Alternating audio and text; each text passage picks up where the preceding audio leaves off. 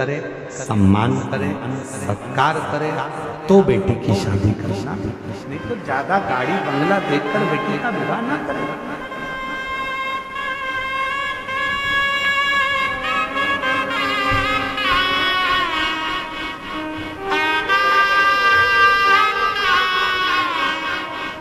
पति का एक हफ्ते में 2 बार डायलिसिस होता था और शिव जी की कृपा से शंकर पे चढ़ा हुआ जल देना प्रारंभ करा। हफ्ते में 1 बार आया। अब मार्च के महीने से पूरा डायलिसिस डॉक्टरों ने बंद कर दिया और पति पूर्ण तरह से ठीक है। एक बार जोरदार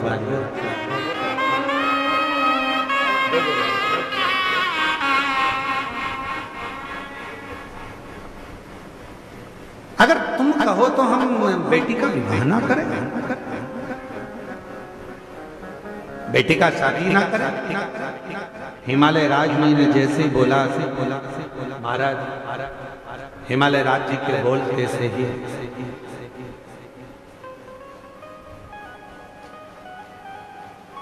मैनावती ने कहा नहीं, विवाह तो करना।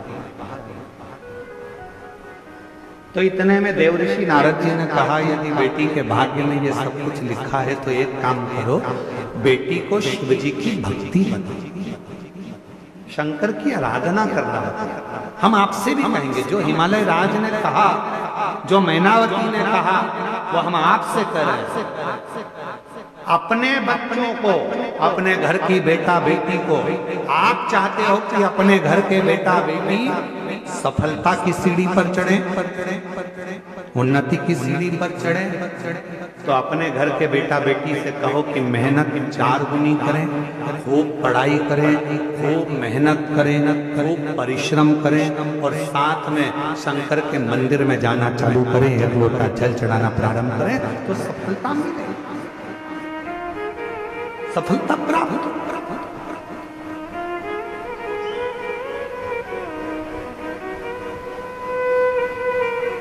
बच्चों के नयनों में शिव को बिठाओ, वो करते हैं ना।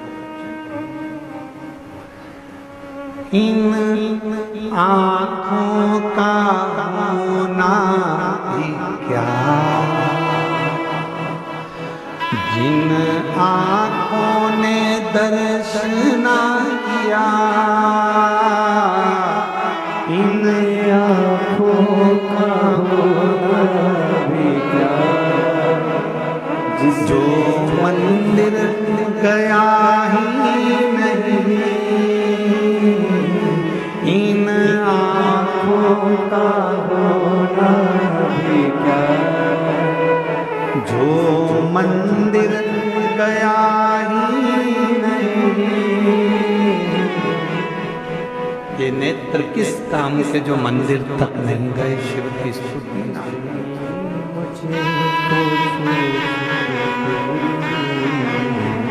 ये नयन किस काम के जो शिव का दर्शन ना करे, ये हाथ किस काम के जो शंकर को जल ना चढ़ा सके। देवऋषि नारद ने कहा पार्वती जी से कह दो शिव जी की आराधना।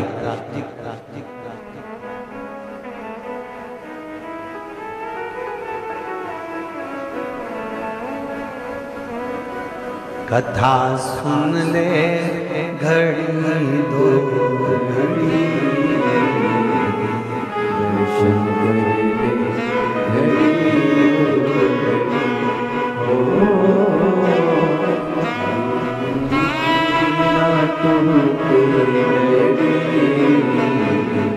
कथा सुन ले घड़ी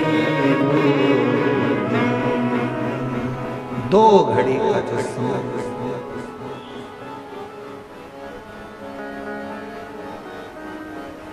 क्या भरोसा है जीवन का।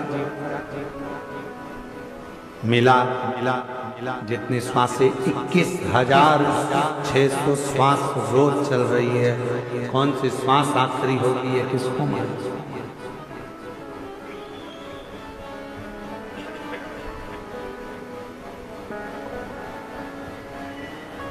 कौन सी श्वास। पार्वती जी ने सुन लिया, शिव जी की आराधना में माँ पार्वती जी लग गई। इतनी भक्ति माँ पार्वती जी ने करी, इतनी भक्ति माँ पार्वती जी करती हैं कि शिव उनकी परीक्षा लेने चले, और एक बार नहीं, बाबा देवादिदेव महादेव ने बार बार परीक्षा ली। हर परीक्षा में पास होना, प्रत्येक परीक्षा।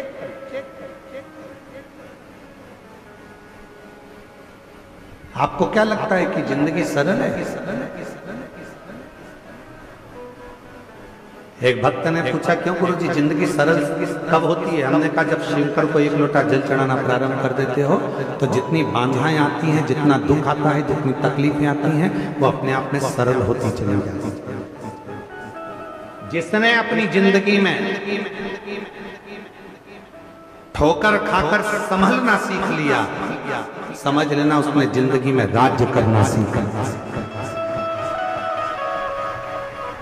किस जगह पे ठोकर लगी है, किस स्थान पे ठोकर लगी है, कहाँ ठोकर लगी है, तुम निकल कर जाते हो, तुमको मालूम है यहाँ पर स्पीड ब्रेकर आएगा तो तुम गाड़ी धीमी कर लेते हो, तुम्हें मालूम है पहले से कि यहाँ स्पीड ब्रेकर है, तुम्हें मालूम है यहाँ पर कि खड्डा है, तो तुमने वहाँ गाड़ी स्लो कर ली, तुम संभल गए, स्टीयरिंग पकड़ लिया, गियर पर हाथ रख लिया, ध्यान देना चालू कर दिया, क्योंकि यहाँ खड्डा आएगा, यहाँ स्पीड ब्रेकर आएगा, ये तुम्हें मालूम है। उसी तरह जब जिंदगी में व्यक्ति बार बार ठोकर खाता है, बार बार ठोकर खाता है, तो उसको मालूम पड़ जाता है कि यहाँ ठोकर है, संभल कर चलना है।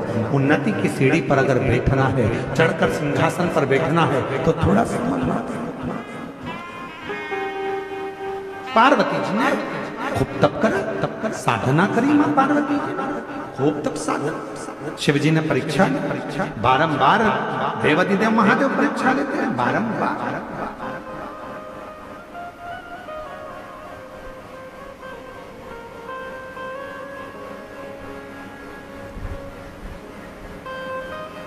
भजन कर ले घड़ी हो घड़ी, कथा सुन ले घड़ी हो, भोले बाबा तेरी के सबसे बढ़िया सबसे। जितना समय मिले शिव स्तुति में पार्वती जी ने लगा। समय आया जब सारी परीक्षा माता पार्वती जी ने पास कर ली, तब देवादिदेव महादेव ने आकर दर्शन दिया और कहा, पार्वती अब मैं तुझे स्वीकार करता हूँ, हिमालय राज्य की नगरी में तुम जाकर निवास करो। पार्वती जी ने एक व्रत करा था, जिस व्रत का नाम हरतालिका तीज। ये वो व्रत है, अगर तुम्हारी स्त्री भी इस व्रत को करती है, अखंड सौभाग्यवती स्त्री भी इस व्रत को करती है, और जो नारी जैसी है, कोई सौभाग्यवती है तो सौभाग्यवती व्रत कर रही है, कोई पुरुष है तो वो भी व्रत कर रहा है, नारी भी व्रत कर रही है, कन्या भी व्रत कर रही है, और किसी नारी का अगर पति चले भी जाता है तो भी ये व्रत करा जाता है। ये व्रत छूटता नहीं है। हरतालिका तीज का व्रत स्वतः वो व्रत है जो स्त्री बचपन से लेकर मृत्यु की सैया तक करती है, वो हरतालिका तीज का।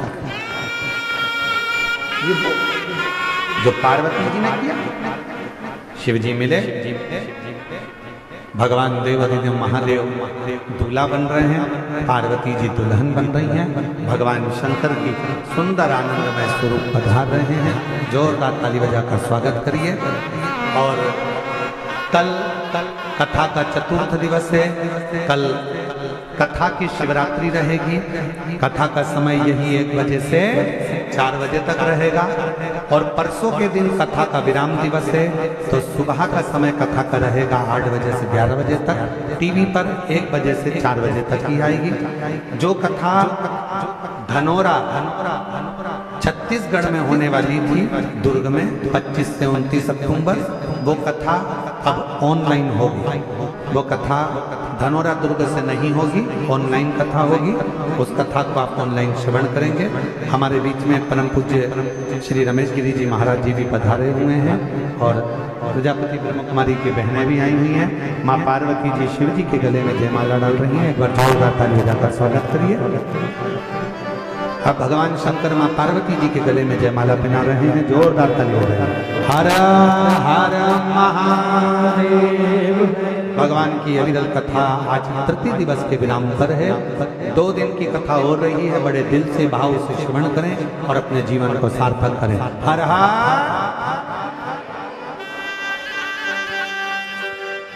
जय जय श्री राधे। सभी भक्तों को हर हर महादेव।